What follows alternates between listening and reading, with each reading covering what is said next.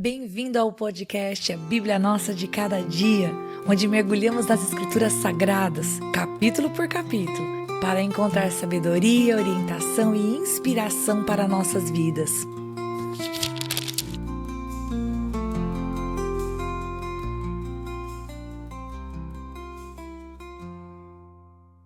Que alegria ter você aqui para nós meditarmos em Josué capítulo 19. E como eu coloquei no título do nosso episódio de hoje, é um fim de ciclo e um começo de um novo ciclo, aquilo que a gente pode ser visto nesse capítulo. Por quê? Porque o capítulo 19 de Josué vai marcar a conclusão da divisão da terra prometida. Sim, vai finalmente acontecer a divisão entre as tribos de Israel.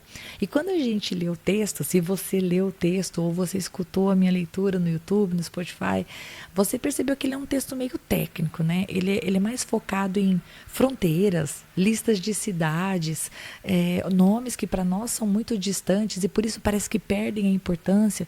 Mas olha, eu quero dizer para você, olhe para esse texto com outros olhos. Pensa que ele carrega um significado histórico. Vamos falar dessa maneira. Deus havia prometido uma terra e aqui vai ser documentado da maneira mais clara possível para que não tivesse briga no futuro, qual parte pertencia a qual tribo. Então foi bem documentado. Pode parecer sem sentido para nós, mas toda a escritura é inspirada por Deus, portanto essa parte também. Então vamos lá. Bom, esse capítulo vai detalhar para a gente as porções de terra que foram dadas às últimas tribos, aquelas que ainda não tinham recebido a sua herança formal, vamos falar dessa maneira. A tribo de Simeão, Zebulon, Issacar, Aser, Naftali e Dan. Então, cada um deles aqui nesse texto vai receber a sua terra e tem toda a descrição. Simeão, por exemplo, que a gente vê ali dos versículos 1 até o versículo 9, Simeão recebeu uma porção que ficava dentro do território de Judá. E isso aconteceu porque o próprio texto vai dizer pra gente, porque a parte de Judá era grande demais para eles. Engraçado que, eu digo engraçado, mas na verdade é totalmente coerente com a palavra, né? Historicamente isso fez com que se cumprisse a profecia de Jacó, que quando Jacó estava falando, abençoando seus filhos lá em Gênesis 49:7, ele falou que Simeão seria espalhado em Israel. Então a gente vê que sim, a palavra do Senhor não volta vazia, né? A palavra que foi liberada por Jacó sobre Simeão se cumpriu. Então ele ocupou um lugar ali dentro do território de Judá.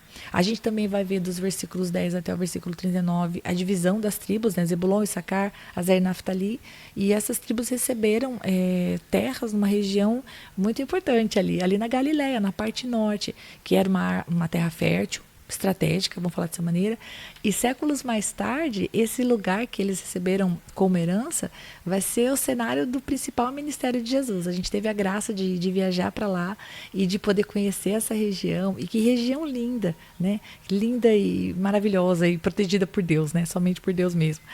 E dos versículos 40 até o 48, a gente vai ver sobre a tribo de Dan. A tribo de Dan teve dificuldades para possuir o seu território original, porque era próximo dos filisteus. Quando a gente olha para o mapa, você fala, puxa, era uma região assim que ia demandar realmente muita luta e batalha, etc. E eles acabaram subindo, inclusive, para o extremo norte para conquistar essa cidade de Lesem, ou Laís, que é mencionado, e que eles renomearam e colocaram o nome de Dan. E quando eu estava lendo, eu achei muito interessante isso, porque Dan simplesmente viu a necessidade, viu a dificuldade e simplesmente se moveu e foi conquistar a terra, muito diferente daquilo que nós tínhamos visto nos capítulos anteriores, né? Da tribo reclamando do tamanho da sua posse ou do pessoal desanimando no meio do caminho. Dan foi simplesmente lá e conquistou a sua parte. E por último, em relação à explicação do texto, que é o que eu estou fazendo agora, né? De estar explicando o texto, pensando o que está escrito, né? Sobre o que está escrito em Josué capítulo 19. Nós temos a última parte do texto, que vai do verso 49 até o verso 51, que vai terminar com um gesto de humildade, né? Do meu ponto de vista, de muita humildade da parte de Josué. Depois que todo o povo recebeu a sua parte, então Josué pede a sua, Josué recebe a sua parte. E ele escolhe uma cidade chamada Timnat-Sera, que fica ali na região montanhosa de Efraim, e ali então o texto vai dizer que ele foi lá, edificou a cidade e habitou nela. E a gente não pode esquecer, eu não posso deixar você esquecer, que foi algo que eu mencionei ontem.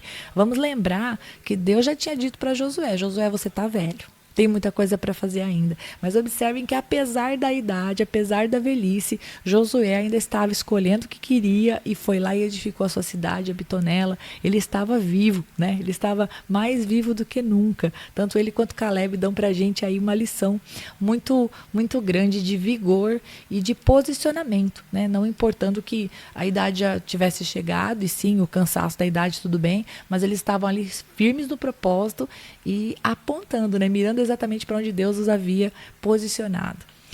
Agora, esse é o assunto do capítulo. Vamos aplicar para as nossas vidas? Bom, eu vou falar para você aquilo que o capítulo traz ao meu coração e se fizer sentido para você, você aplique para a sua vida dessa maneira. Se não fizer sentido, então você pode compartilhar nos comentários aquilo que Deus fala ao seu coração. Tudo bem? Primeiro, eu não posso deixar de mencionar aquilo que eu já falei em outros podcasts, né? Mas esse aqui é o encerramento da divisão, então eu vou repetir. O texto fala da fidelidade de Deus. Deus prometeu lá atrás, para Abraão, para Isaac, para Jacó, uma terra. Ele disse, eu vou dar uma terra para os seus descendentes. E este capítulo, o capítulo da divisão das tribos, né, das terras para as tribos, esse capítulo fecha o ciclo. Aquilo que Deus prometeu, o Senhor cumpriu. Agora, cada família tinha um lugar para chamar de seu. Ah, mas eles iam ter que trabalhar para conquistar. É verdade, não veio numa caixa com laço em que eles não iam ter que fazer nada. Não, eles tinham que batalhar para conquistar e manter, não somente conquistar, né?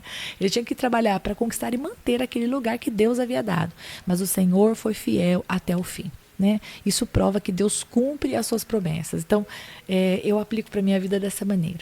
A palavra que Deus libera é verdadeira e custe o tempo que custar, passe o tempo que passar, o Senhor é fiel e a palavra dele não volta vazia. Ponto número 1. A segunda coisa é uma coisa que eu tinha apontado, queridos, lá atrás, em um outro podcast, eu já nem me lembro se era em Josué ou se foi em outro livro, mas é a respeito da organização de Deus. Eu acho que foi na época de Levítico, quando a gente estava vendo a questão das métricas, dos números.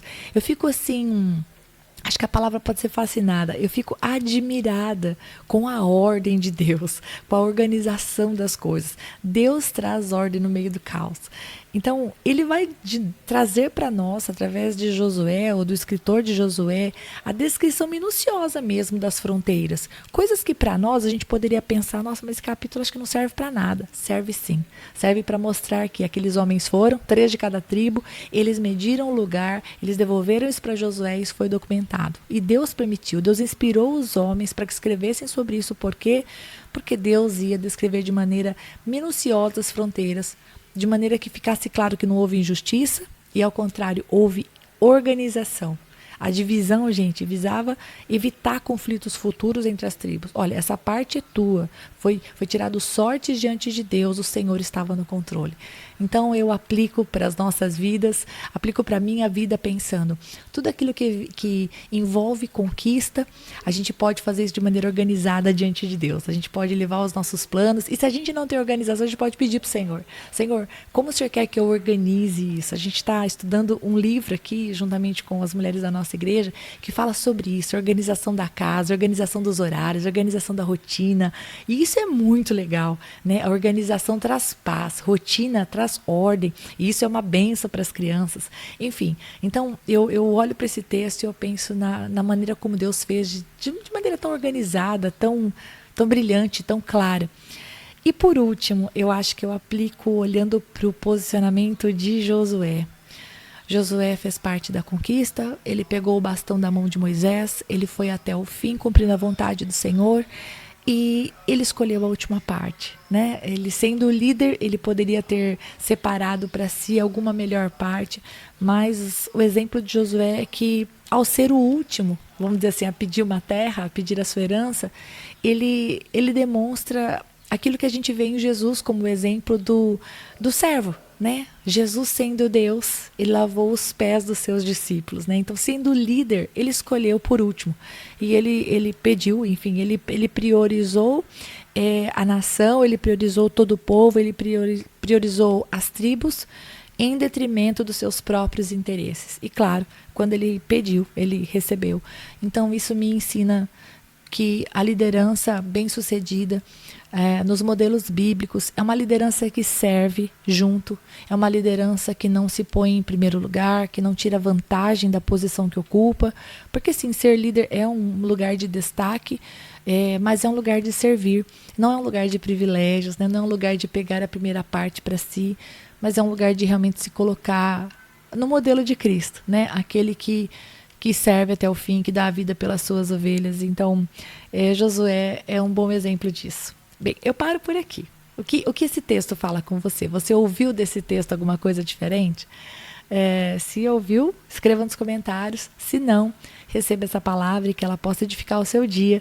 E que se você estiver passando, como eu coloquei no título, né, por o fim de um ciclo e um começo de um novo ciclo, né? Aqui, Josué terminou o ciclo da conquista como povo, e ele começou o seu ciclo pessoal, que era o ciclo de, sim, pedir uma terra, e como nós vimos, ele edificou a cidade e habitou nela. Agora, Josué parava de pensar no todo, e ele começava a pensar em si, na sua parte. Então, era o final de um ciclo e o começo de outro. Porque geralmente é assim que funciona, né, gente? Não tem break, né? Não tem descanso entre um ciclo e outro. Você começa uma batalha, termina ela e aí você já tem outra te esperando na porta.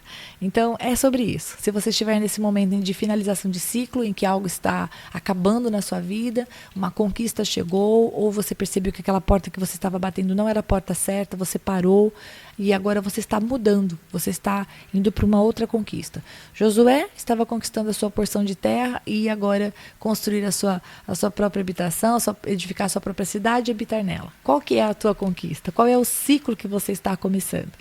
Bem, que Deus te fortaleça para que você comece com a força total, que você seja fortalecido no Senhor e que você possa ir além. Não olhando para o que ficou para trás. O que ficou para trás é um ciclo fechado. Agora a gente começa de novo. Então que você possa começar aí renovado nas suas forças, pronto para vencer junto com o Senhor. Em nome de Jesus. Deus abençoe muito você em nome de Jesus e até a próxima. E se você ficou até agora, não vai embora não. Agora é hora de você curtir, comentar, compartilhar esta palavra, porque se ela abençoou você, ela pode abençoar outra pessoa também. E lógico, se inscreva no canal, ative o sininho, assim você não perde os próximos episódios. Deus te abençoe e até lá!